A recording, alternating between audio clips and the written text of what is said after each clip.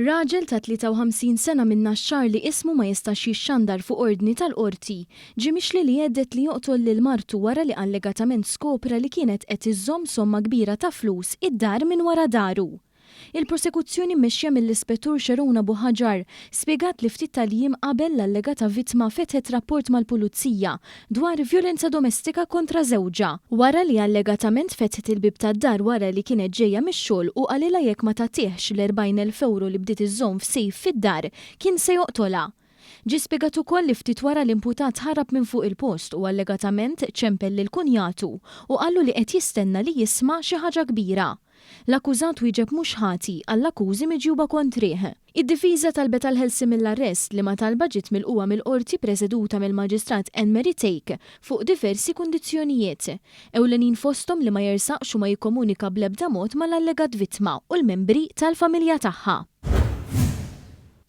Seduta tal-qorti kellha titwaqqaf ħesrem wara li Sudanis ta' 23 sena li ġie mixli b'diversi akkużi fosthom ta' ser u possess ta' drogi beda jġib ruħu b'mod stramp fl-awla u għalhekk ġiet ordnata evalwazzjoni psikjatrika tiegħu.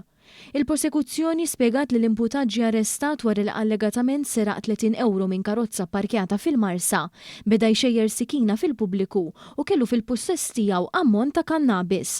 Però waqt li beda jinstema' l-każ l-imputat beda jġib ruħu stramp fejn fhim minnhom tefa' beritta fuq rasu, irrifjuta li jneħħiha u beda jgħid kliem stramp li ma jagħmlux sens.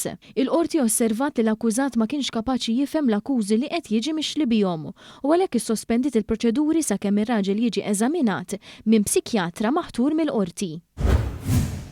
Salesgirl li kienet taħdem fi stabbiliment f'Bay Street tresqet il-qorti l-ħamis mixlija li serqet flus minn diversi ħwienet.